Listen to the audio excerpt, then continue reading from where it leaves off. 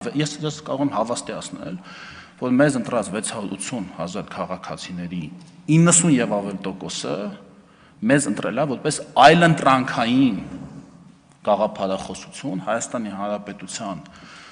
եւ հայ ժողովրդի կյանքում վերջին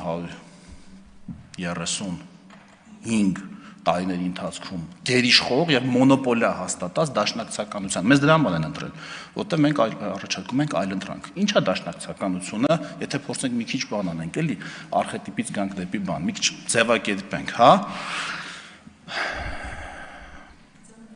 Դաշնակցականությունը մտասևեռվածություն է։ Տիկին ասեմ, դա մտասևեռվածություն է։ Դաշնակցականությունը ցավի իմպուլս է, որտեղ ռացիոնալ խոսքը, տեսեք, ես տեղից բան ասացի, դուք իմ ռացիոնալ խոսքը, ռացիոնալ բան եմ, չէ՞, դուք մեզ ընտրել եք բան։